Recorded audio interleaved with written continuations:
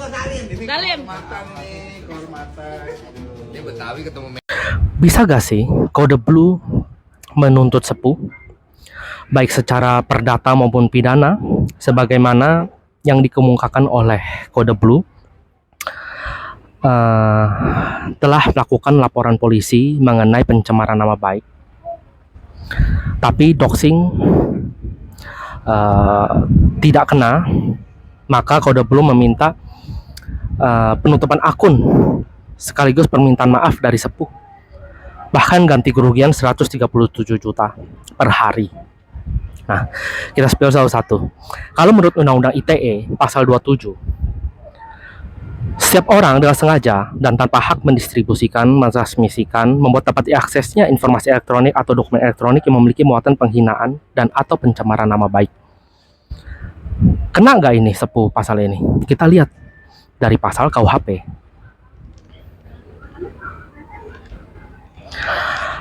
310 menyatakan barang siapa sengaja menyerang kehormatan atau nama baik seseorang dengan menuduhkan sesuatu hal yang dimaksudnya terang supaya hal itu diketahui umum, diancam dengan pencemaran. Nah,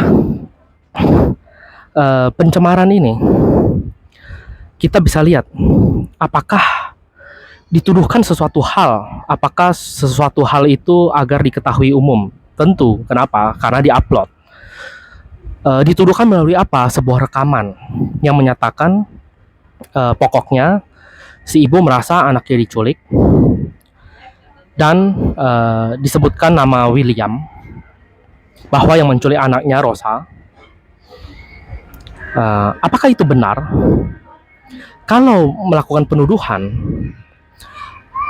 tetapi itu kenyataan, artinya tidak, Sepuh ini tidak dapat dipidana. Tetapi kalau hal itu tidak benar, maka bisa dipidana. Kenapa? Karena pembuktiannya melalui dua hal, bukan dari saksi rekaman antara sang ibu dengan Madun, tetapi harus ditanya kepada sang korban, apakah ia diculik atau tidak. Apakah selama konten Kode Blue ini tidak pernah mengajak Rosa? Apakah selalu mengajak? Apa sering atau jarang?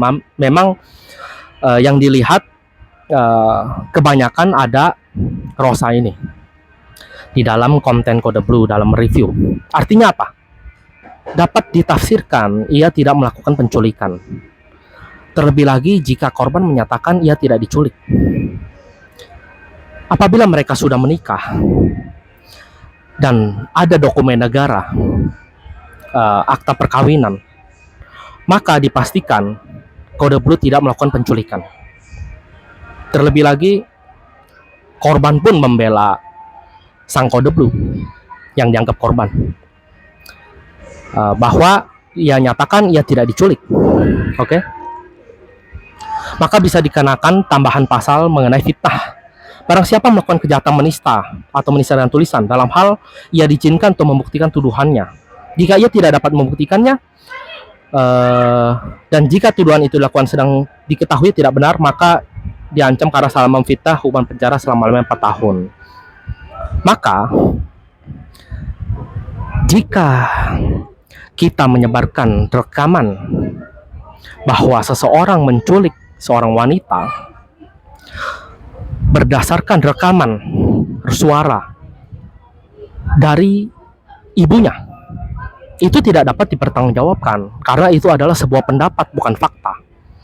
Kalau kita mau mengetahui itu fakta atau bukan, tanya korban, atau ada dugaan nggak bahwa korban ini pun tidak muncul di publik.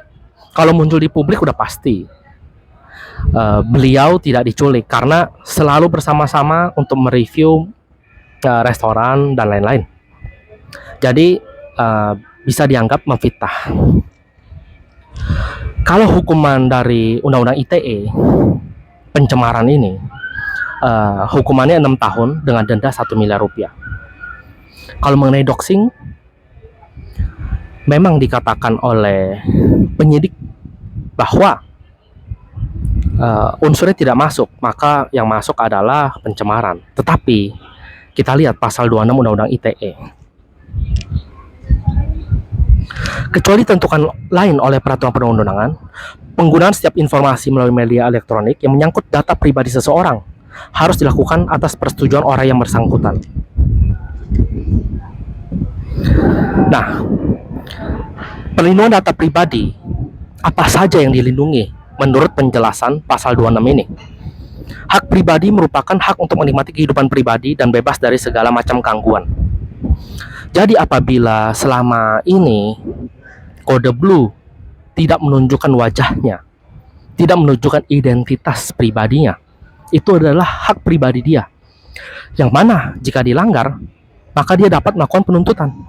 Hak pribadi merupakan hak untuk dapat berkomunikasi dengan orang lain tanpa tindakan memata-matai. Hak pribadi merupakan hak untuk mengawasi akses informasi tentang kehidupan pribadi dan data seseorang. Kehidupan pribadi dan data seseorang di dalam rekaman sepuh yang diungkapkan adalah kehidupan pribadi kode blue. Keterangan-keterangan tentang kehidupan pribadi atau dapat diduga itu kehidupan pribadinya. Maka sudah jelas pasal 26 ini dapat diterapkan kepada sepuh, akan tetapi bukan pidana. Karena pada pasal 26 ayat 2, setiap orang yang dilanggar haknya sebagaimana dimaksud pada ayat 1 dapat mengajukan gugatan atas kerugian yang ditimbulkan berdasarkan undang-undang ini. Berarti kalau kode blue merasa dirugikan 137 juta per hari, atau kita bisa lihat beliau ini dirugikan berdasarkan apa? Fakta atau bukti. Fakta atau bukti, kode blue penghasilan dari review jujurnya di dalam media sosial itu, penghasilan rata-rata per tahun. Kita lihat aja tahun 2021, 22, 23 penghasilannya berapa. Atau dari tahun berapapun terserah. Yang intinya rata-rata pendapatan dari platform media sosial ini, kode blue dapat menghasilkan berapa? Jika menghasilkannya per tahun 10 miliar, maka kode blue dapat mengajukan gugatan sebesar 10 miliar.